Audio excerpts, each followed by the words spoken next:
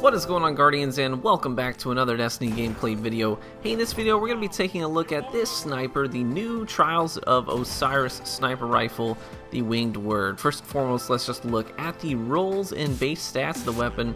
You're probably going to want to run with linear compensator, injection mold, snapshot, and then in the last tree there you could use either unflinching or life support. I tend to run with life support because I feel like unflinching does jack crap for me. I feel like I can't even tell that it's there. But life support when you're in a counter sniping situation can be a really nice perk to have. If they body you, you get a headshot, and then you're primed up for the next engagement. So the Winged Word. It is a, first and foremost, we should talk about how you get this weapon. I know some people will be curious. I have heard tales that you can get this from the chest in the lighthouse. I cannot personally attest to that. In fact, I have not gotten a single weapon other than a primary out of that chest. So I cannot confirm that that is true or false. I can tell you that for me, in my experience, it has been false. But I have some friends of mine whose opinions I respect, who have said that you can get it from the chest. I can't confirm. Anyways, definite way to get it is it can drop at the 7th win on your card. So if you get to 7 wins across 3 characters each weekend, you've got a decent shot at getting this within a couple of weeks. It took me 3 weeks to get mine. First 2 weeks I did not get this. I got ARs and pulses pretty much every time. So my luck was kind of poo-poo, but then I eventually got one of these to drop in week 3 after Rise of Iron was released. Now let's talk about the strengths of this weapon. First and foremost, the impact value on it is great. It has high enough impact. It's a little bit more than a 1K stare, than a longbow synthesis, than that archetype, but it's not as much impact as something like a Black Hammer, a Event Horizon. It's going to hit a little bit less hard than those. So the good thing is it's high enough impact to one-hit kill supers consistently. You can hit even max armor supers.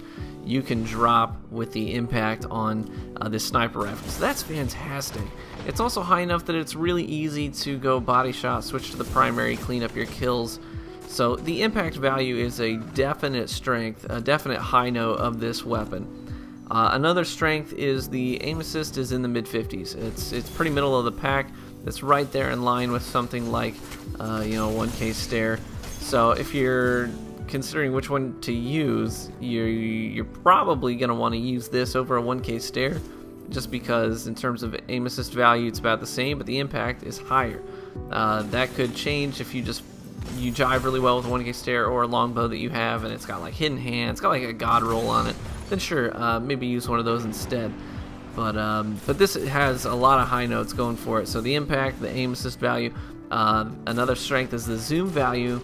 So I've been told that the zoom value changes depending on what ballistic option you choose, and that's why you want to go with linear. I don't know that that's true. I couldn't tell a difference personally, but I've been told the linear compensator is what you want to roll with to get the same zoom value as a short gaze. So if that's the case, then yeah, you're going to want to rock a linear compensator. I do know that it looks the same as a short gaze to me. So the zoom value is another high point then. Aesthetics. Aesthetics are important to me. I think visually this gun looks fan-freaking-tastic. It's a great looking sniper. Beautiful sniper. I like the detailing on it, even the scope, and we'll get to that in a second.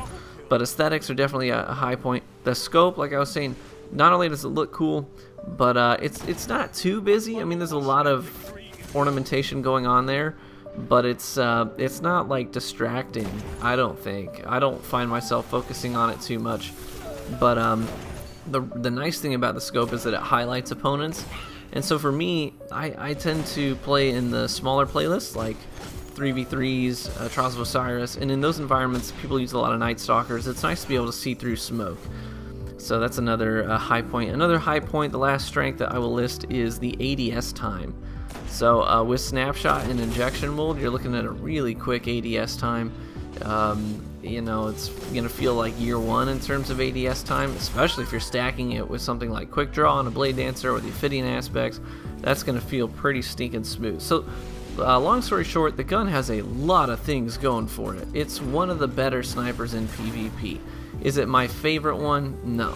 A lot of my friends have said that they're falling off the log and saying this is their #1 go-to sniper now.